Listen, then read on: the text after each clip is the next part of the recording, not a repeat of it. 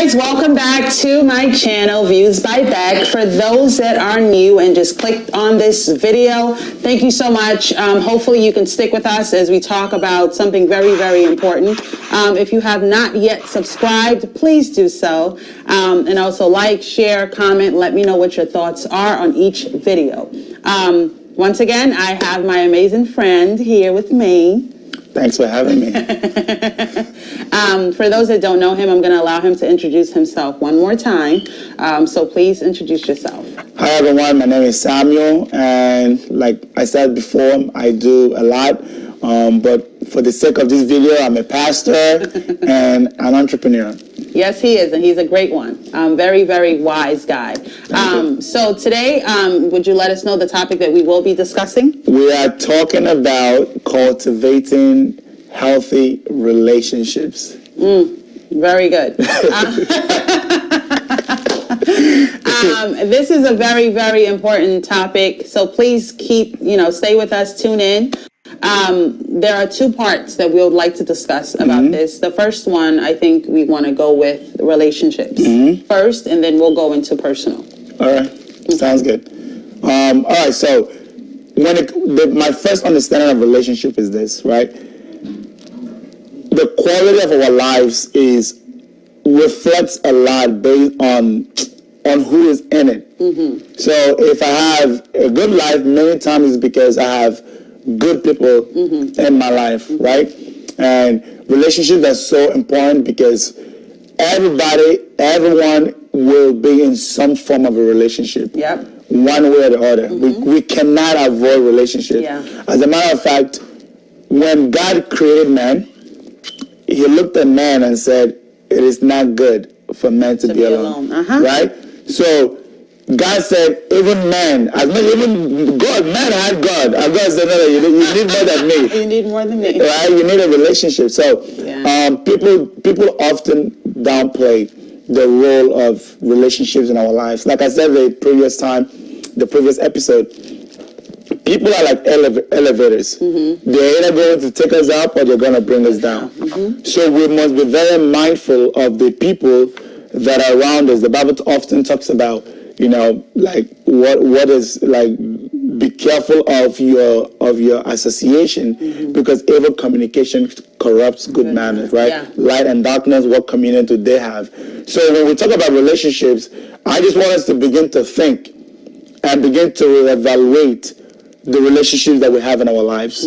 What are they adding or what are they subtracting? Yeah. Are they helping build us up or are they helping bring us down? Are they helping us be a better version of ourselves or are they bringing, I know there's some people that will bring out the worst in you. The worst.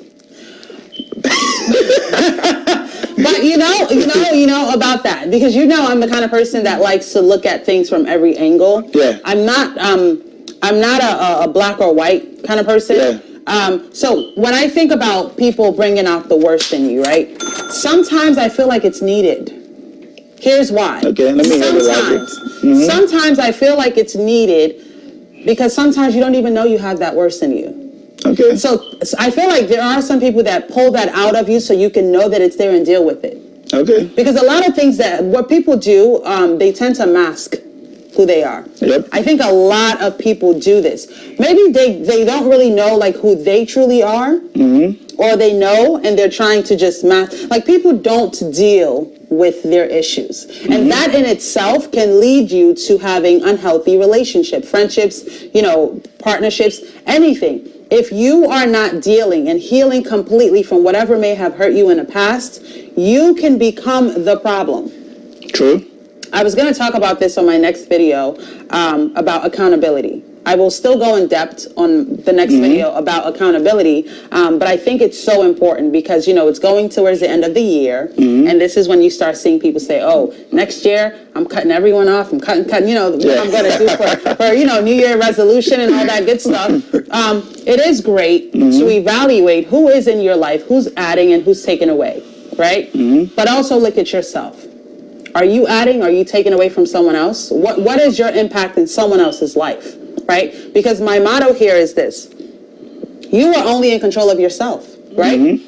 Whatever you put out there is what you're going to get back, 100%. Right? So if you are not putting out positive things, if you are not pushing someone to the next level, if your friend just opened up a business and you can't even share it on your page, or you can't even buy one simple item to support that friend of yours, but you'll spend thousands of dollars with another company, then that friend has every right to cut you off, So you have to evaluate yourself and take accountability on not just eliminating people around you, but looking within yourself. What kind of person am I being to these people? You know what I mean? Well, on that, in every relationship that we enter, there's one person that is bound to be there, us. So wherever you go, you're going to be there. So it's important that you obviously, whatever you are expecting of people, it's very important that you understand that there will be something expected of you as well. Yeah.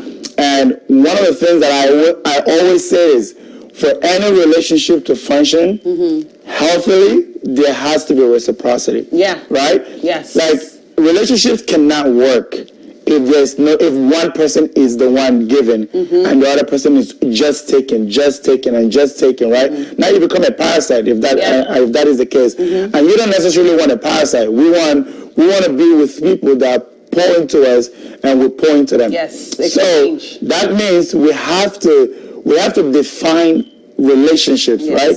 They are category, like, I know TD Jakes have, you have the confidants, you have the comrade, and then you have the constituents, right? Daniel has, you have friends, you have associates, you have advisors, and you have assignments. Understanding what category the people in your lives belong to is important. This is why.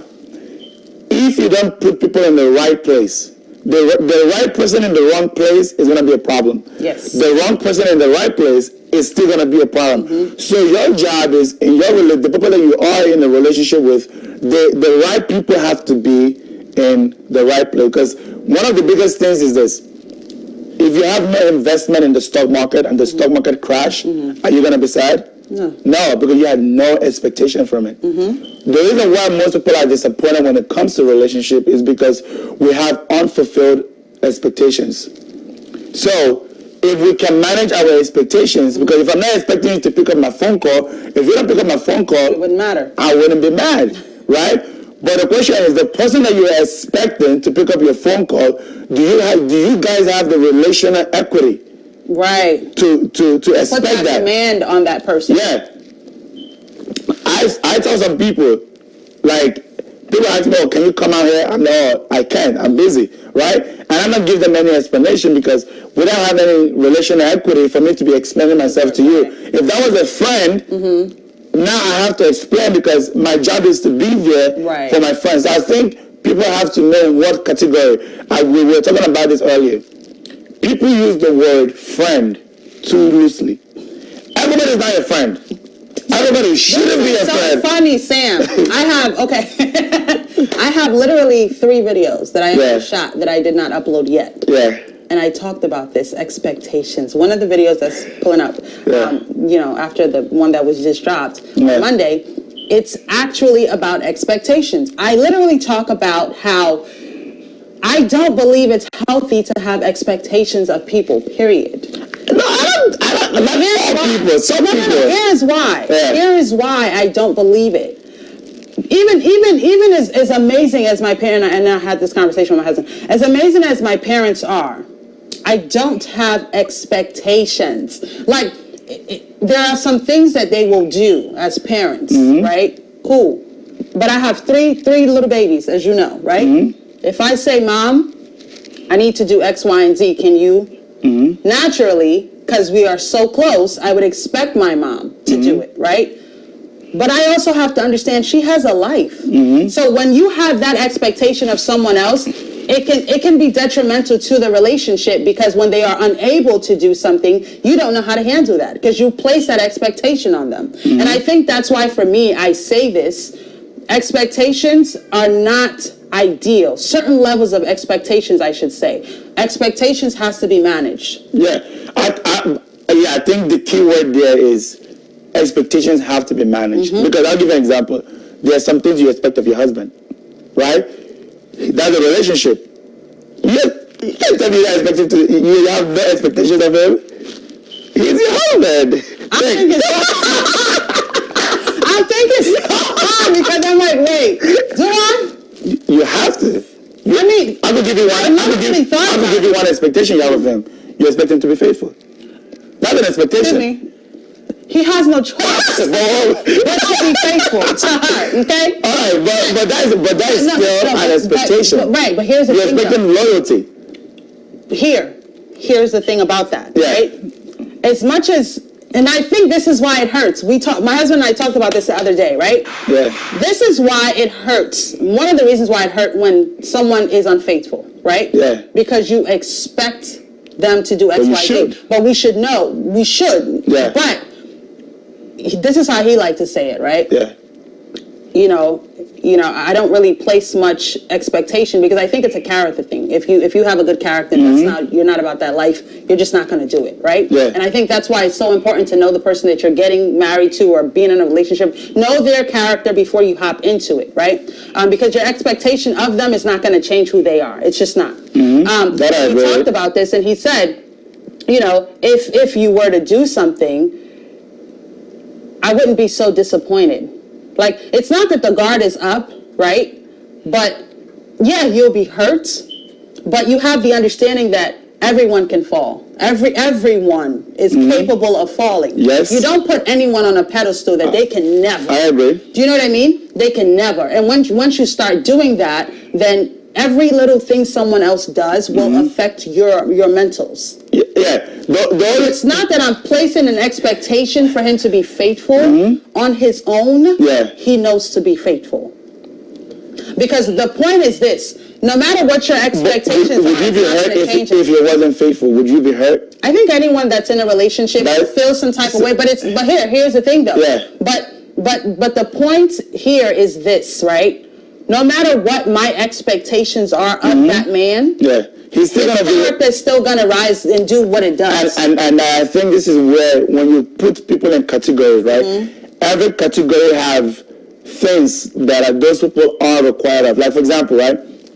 The category of friendship. For you to call someone a friend, that person has to be honest. Honesty should be expected of the person. It should be. And honesty is not you tell me what I want to hear. Honesty is you can call me out of my BS if I'm saying something that's out of line, if I'm acting out of line, right? That's a friend, right? Yeah. The person might have character. You should be able to count on the person. For me, I think I understand what you're saying, right? Where if you should always expect the best, ready for the worst, because people are going to be humans. Humans are imperfect.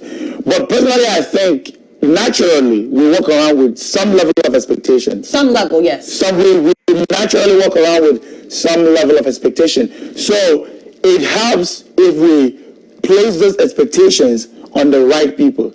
Right? For example, if somebody is not my friend, I wouldn't expect them to be there for me when nobody else is, because they are not my friend, right? My friend that I have been there for them, we've built that relational equity where they understand I can fall back, because remember, one of the fundamental things of relationship is trust. Yep. Right? No relationship can be built, or no good or no healthy relationship can be built without trust. Yep, I agree. And the only way I could trust you is to get to know you, is to see that you're a person of character. Right. That is why many times people call their coworkers friends.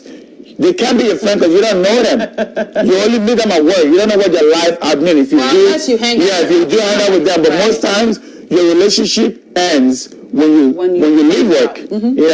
So it's very important that yes, manage expectations. Relationships are more fruitful, or they bring you more joy if you manage your expectations better. Yes. Yes. So understand the categories. I know for the one that's easier to understand is you have friends. You have friends are people that pretty much they know you in and out. Like they know the worst things about you, they know the best things about you. They basically love you unconditionally, right? And then loving you unconditionally doesn't mean they approve of your bad behavior. Right, it means that even when everybody else is lazy, they're gonna stay. There. They're gonna stay there, right? Then you have associates. Associates are people that you have a common goal with or a common enemy with. For example, don't have no enemy. Don't waste your time. Common enemy. Like sometimes, an enemy could be racism, right? Someone that doesn't like racism, we could all get together and fight against it, right? For example, I'll give you a perfect example. When I played sport, my teammates were not necessarily my friends, right? Because we had a common enemy, our opponent. So I know you don't like to use that word enemy, I know, but we use the opponent, right? So we have a common opponent or a common goal. Our common goal was to win. Even though we had our individual goals, when it mattered, we came together to work on this goal, right? So most people that call their coworkers friends, they really associate. You guys really just have something in common, right? The same job. Then you have your assignments, people that you mentor. Then you have your advisors, people that mentor you. So understand the categories. What I would challenge everyone to do is this. Take a piece of paper, write down who are your friends, who are your associates, who are your assignments, and who are your advisors. Begin to put people in categories. That way, expectations are valid. And when it comes to expectation, one thing that I've learned is this. Many times, people judge their relationships based on their feelings, not the fruits that the relationship is producing. The Bible says, by their fruits, you shall know them. Right? I can't call you a friend when you've proven to be unreliable. Right. So, you have to take that into account. Don't just say, I like this person, so they're my friend. Right. Does this person like you?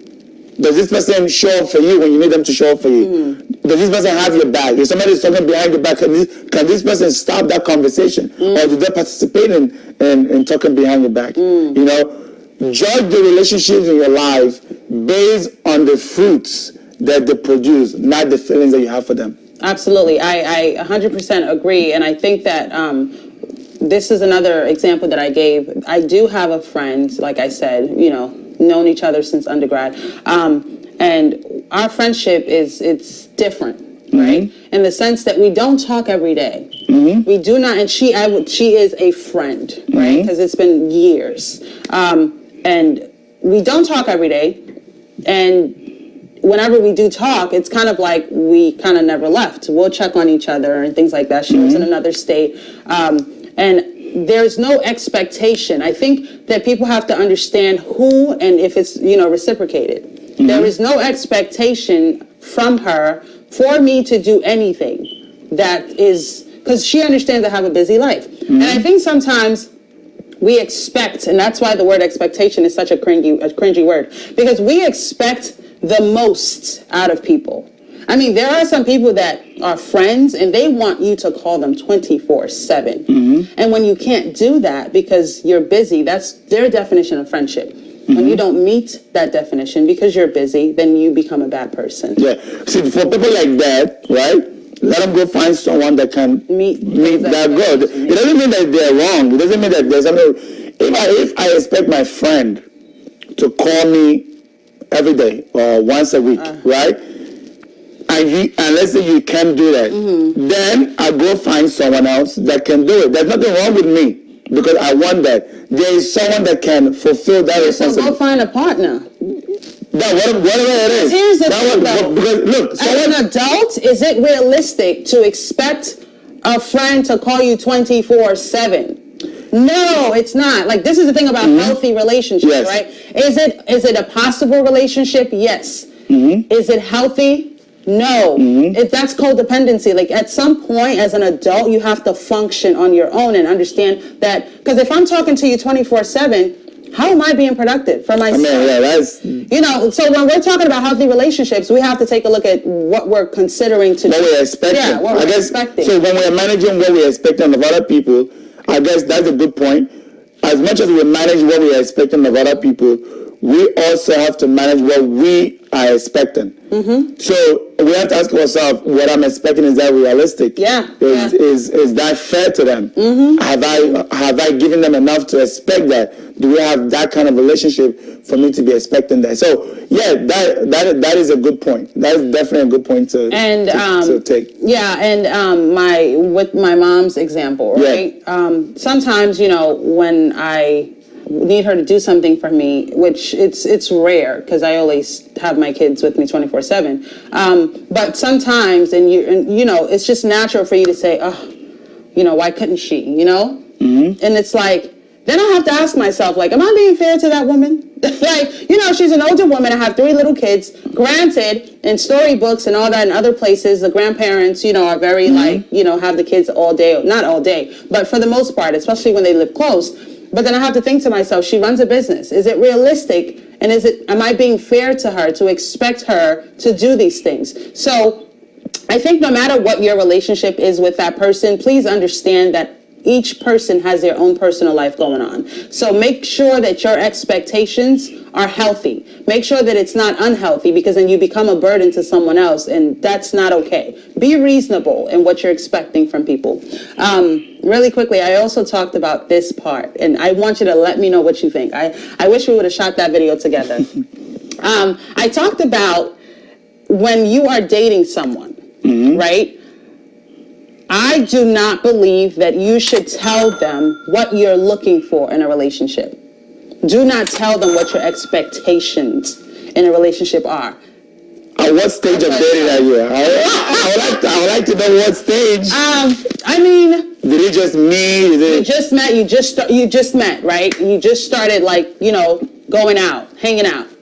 Do not tell them if it's not exclusive yet, right? Do not tell them if you're just dating. So you do not tell them what you're expecting in a relationship? Don't. Okay. This is why I say that, right? I'm not talking about not telling them if you want to be exclusive or not. That's not what I'm saying. I'm saying with regards to the kind of man you're looking for. Don't tell them those things, because then this is what happens a lot. And this is why a lot of relationships fail. If you guys watch that video, you'll get more insight. What happens is this. Once I tell you what I'm looking for, you're going to fake it till you make it. Is that really who you are? No. So once we get into this relationship based on, you know, false actions on your part, because now you know exactly what I'm looking for, you're going to try to check off that list, right? Later on down the line, then I find out that this is not who he is, because you can't fake it for too long. At some point, you will go back to who you truly are. And if those are not the things that you do on a normal level, you're going to revert back. And this is why later on the girl's like, but you used to be so romantic. But that's not who he is. Yeah. He literally just did that because you said that's what you wanted. I mean, what I would say to that, I mean, I see a point, you know. Like when I give people advice when it comes to relationship, something that I always say is this: many times we give too much too soon. And that can apply in so many different ways. You know, you cannot rush the process of building a solid relationship. We always say this: success is not built overnight. It's built over time. You know, before you let someone in, you have to check them. You have to evaluate them to see if they're even worth investing your time and energy into. So I do agree with you, because if you tell someone I want a God-fearing man, and that man, he's gonna go to he's gonna go to church. You know, that doesn't necessarily mean that it is who he is. You know. So I do agree with that. You know, the other thing I would say to that also is just watch them, observe them in different situations. Exactly. You know, just let the person be themselves. That will. It doesn't mean you don't have a list already of what you're looking for, but don't voice it out yet. Just observe that person. If they check off your list, it's a mental thing. If they so let me ask you a question. What if the person asks you, "Hey, what do you look for in a man?" You basically would give a general response. To be honest, I'm just looking for a good man. Leave it at that, because good can mean anything. Someone like me, I will ask, define good. Define a good man. What is a good man to you? And me being a finesser, I'll flip it back to you. You know, you have to know how to finesse situations so that you're not pressured into saying or doing what you don't want to do. So in that situation, I would say a good man. And then if you ask me, then I'll just change the subject. All right. So one thing I'll add to that is this, right? You touched on it. People often wear a mask, right? They pretend to be what we're looking for, right? And that is where taking your time, not rushing, not being in a haste, not trying to get to the promised land tomorrow, right? Taking your time.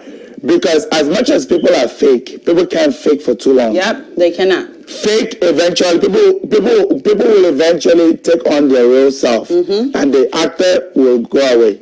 So For me personally, somebody asks me, like people ask me, what are you looking for in a woman? Mm-hmm. I would say what I'm looking for, right? What are you looking for? Oh, hold on, let's. You know what? Let's actually get to it.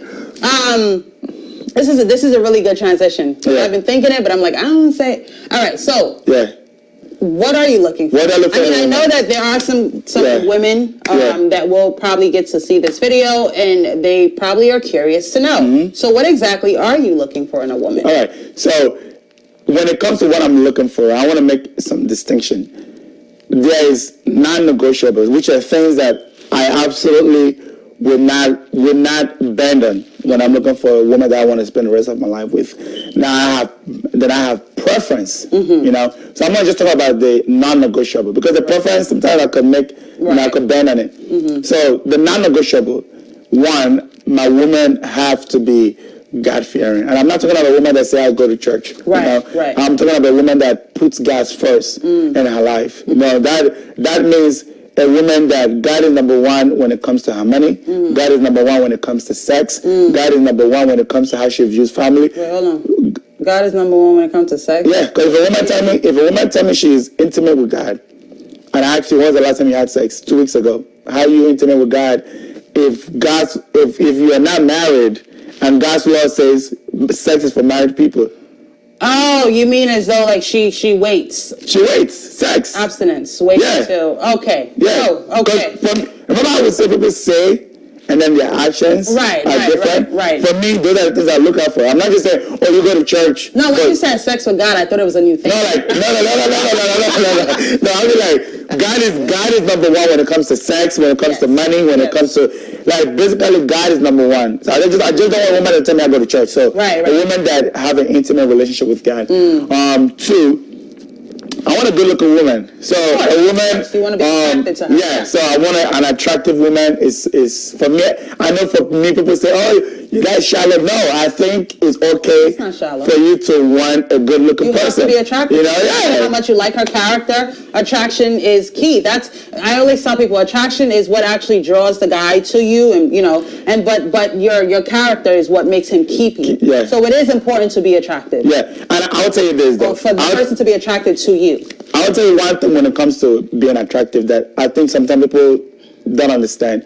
For me, a big part about being attractive is it tells me what you value, right? A woman that makes time to go to the gym, a woman that eats right, a woman that makes sure she sleeps, a woman that, for me, it tells me how you think. It tells me about your discipline. It tells me how you, because look, I'm a strong believer that one discipline affects all discipline. Yeah. The way you do something is the way you do anything. Right? The way you do anything is the way you do everything. So for me, it's a revelation of your discipline, of how you think. You know, because a woman that cares about how she looks carries herself differently. Right. You know? Right. So number one was an intimate relationship with God. Number two is an attractive woman. Right. Number three is entrepreneurial.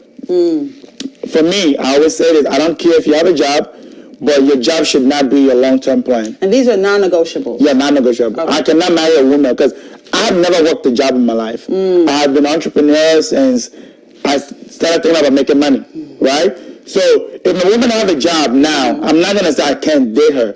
But if I ask you, where do you see yourself 5, 10, 20 years from now, and you tell me I want to work for this company for 40 years, I most likely probably would not take you serious. Because I want to build an empire, and I can't build an empire if your mindset. See, we gotta have entrepreneurial mindset. Because I'm not gonna go, you know, building an empire and you're trying to build a tent. It's not going to work, you know. So entrepreneurial mindset. Again, it's not like you're a millionaire. This is me. All right. So I'm not saying you have to be a millionaire or you have to have a business. There's nothing wrong with working 9 to 5, but this is his preference, and he's absolutely entitled to have. Yes. So my woman have to have an entrepreneurial mindset. Then number 4 is she has to want family. She has to be family oriented. I want a woman that will put my kids first in front of anything she's doing. If it's work, if it's business, like she will put the kids first, or she will put our family first. You know, and that's another reason why I don't necessarily want a woman that has a job. I don't want family vacation. I have to go. Let me ask my boss. No, please. That's not what God brought us here to do. But anyway, that's just me. Again, that's one of the reasons why I don't like jobs, because I don't like to. I don't want the restrictions. Yeah. The restrictions. I love freedom. Yeah. And then the last part is a great attitude. You know, a woman's outlook on life, you know, I think is very, very important. You know, there's some women that you meet, it looks like they're always mad. Like, why? Like, what are you mad at? Like, you wake up mad? Like, I like a woman that just have a positive yes. outlook, you know, on life. So that's me. That's just my five non-negotiables when it comes to relationships. And do you want to talk about your preference or no? My preference is that, I would prefer she knows how to cook.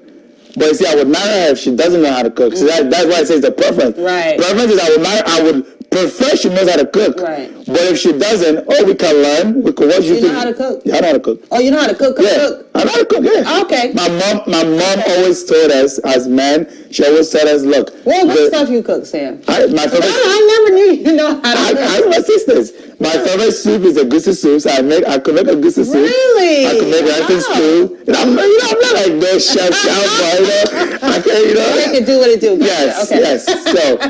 So a preference is like cooking. You know, I know a lot of African men. She gotta me. Right. Yeah, my husband's not like that either. Cleaning. I prefer she wants to clean, but she doesn't have to clean. We could easily hire someone to clean. So I could think of so many other preferences, but these are just the little ones that many people make a or break deal. Right. You know, for them. For me, that is the preference. If she knows how to cook, great. If she doesn't, great. That's I think that's about it. Again, if somebody throws something at me, I'll be like, that's actually a preference for me. But those two come to mind. Kids is family. I can't be our only family. We gotta multiply. We gotta multiply. Yeah. So that is about that. My non-negotiables and my preference. Okay. So, ladies, you have heard that these are his non-negotiables. I think everybody should have non-negotiables and preferences.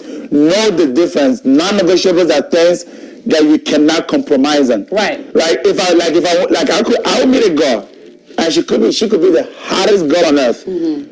If she's a Muslim, for example, she doesn't have a relationship with Jesus Christ, I can't date her. Right. Because even though she meets other categories. Right. So that helps you. So filter putting the right people, and I think that's such a great thing to have, because I think a lot of people just go into relationships without really having a planned list of non-negotiables and negotiables. And I think it's important to, if you are single, please take the time out to map these things out, because it will really help you in making the right decision. You want to make sure that the person that you're bringing into your life fits for you, not for everyone else, but for you. So in order for things to work out, you have to have this, set in stone prior to bringing someone in. Yep. And that's another great way for you to have a really healthy relationship. Because if you put too much of opposites, it's always going to be a clash. Yep. I know they say that opposites attract, but certain things it just doesn't. It's always going to be a clash. So you want to make sure you have, a list so that you can have healthy relationships. Do we have more time? I don't think we have more time, but I would love. I wanted to say, for people that for people that are single, right? Mm-hmm. For people that are in a relationship, one of the ways to keep your relationship healthy is to understand the love languages. Understand that the way you give love. It's like another whole video. Yeah, I know. It's like, but I'm gonna just on the surface, right? Right. The way we give love is not necessarily the way someone receives love. Absolutely. And we have to be mindful, knowing what our partner, the people that we are in a relationship with, how they want to be loved, not how we want. See, we think if I want money, then they want money. Yeah, no. No. Mm-hmm. Some people might just want your time. Yeah. And you think your money. Exactly. So if you're in a relationship, your job is to study and know the person that you're with, how they want to be loved, so you can properly love them. Yeah, I think that's extremely important. I'm glad that you brought that up, because a lot of people, I don't know if they don't know about love languages or they just don't care. But we have to understand that everyone is different. They want to be loved differently. And, people that end up breaking up or getting divorced, the first thing they say, but I loved her. And my first thought is, you loved her to you. But did you love her the way she wanted to be loved? Yeah. It's so important. Or did you love him the way he wanted to be loved? It's so important to love your partner the way they receive love. You can't love them the way you receive it, because you're gonna be loving yourself and not them. So we have to be mindful and try to find out what your partner's love language is, so that you can cultivate a healthy relationship by giving them the type of love that they deserve and the type of love that they want. Yep, 100%. All right, guys, that's it for today's topic. This is so much fun. I will definitely be having Sam come back on and talk with us. He is amazing, and it's just always a good old time. Thank you guys for tuning in. Subscribe if you have not already done so. Follow him at Relationship Essentials on Instagram. Feel free to comment and let us know if you have any questions or follow-up. And I'll see you in my next video. Bye-bye. Take care, guys.